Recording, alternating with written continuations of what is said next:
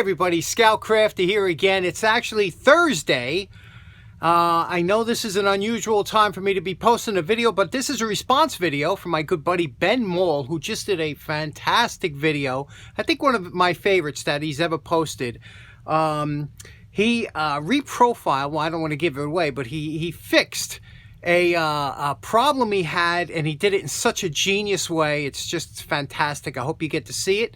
And also, I want to answer a question that he had, and a bunch of you have had, about the dake. So let's get to these two things now real quick. Now, the first part of Ben's video, fantastic video, I'll have a link in the description, was he had a pair of clippers like this, but made by Wiss, which is a good, really good company. But these are very popular, the Seymour Smith 119s, very popular.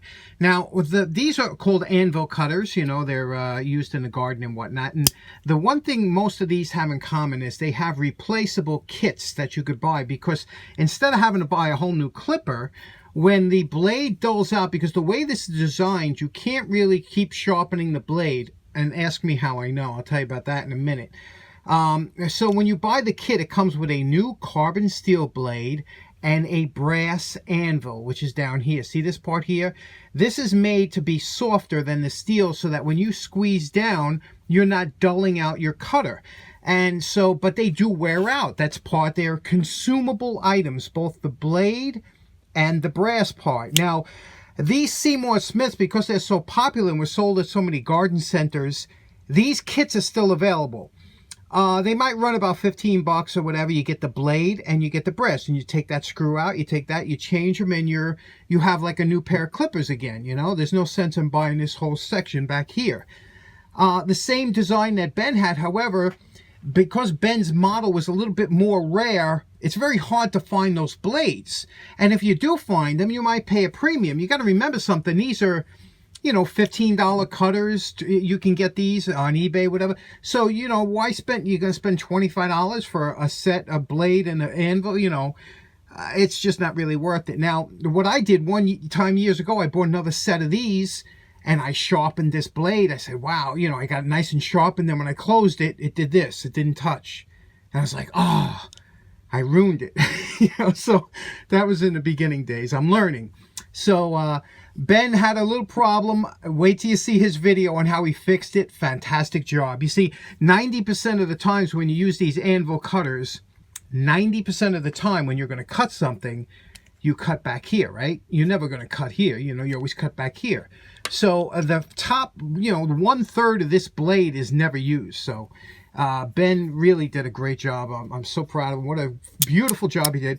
But then he also bought a press, like the dake. Let's check it out. Here we are, everybody's favorite, the dake. Now, you can see I have the bench style, which it starts here. It's only on a small bench. I have it actually on the old fish tank stand.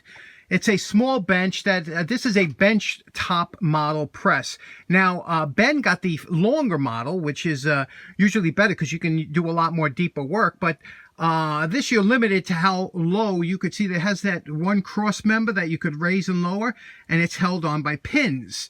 Now, I can't tell you how many times I have people say, what do you have your dake on? Thinking that the pressure that's generated by this hydraulic ram transfers down to the bench. It doesn't.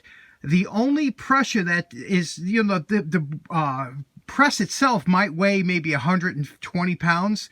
That's as much as it weighs. It'll never weigh more than that. So if I put 5 tons of pressure on this piston, it's only transferred to this bottom shelf here. What happens is, it'll always, even with 5 tons of pressure, it'll still only weigh as much as the press weighs, because, you know, you're putting the pressure on here. This is what's taking the load. So, you know, you have bolts up on the corners here, and that's what keeps the structure from rocking. Now, Ben was having a little problem, he says, with Wobble, and I want to discuss that. Now, excuse this crude drawing, but Ben's press, like many others here, it has long side rails here that go up, and then there's a plate that, you know, you would rest whatever piece you're working on here. And then you have your hydraulic piston here, and then there's a top part. Now, the only thing that's holding this from wobbling is these 4 bolts here and 4 bolts here. And what happens is, you know, these are usually on pins so that they can move up and down. So this don't give you much structure. So you only have this piece really that's holding it. You can also bolt down the floor here, but that's really not going to help so much. And let me tell you why. Now, here is a crude model of the type of structure we're talking about. Now, I forget what this is called. Is it a parallelogram? I forget. I never was good at math anyway. But what it is the basic structure here is you have two uprights with uprights going across.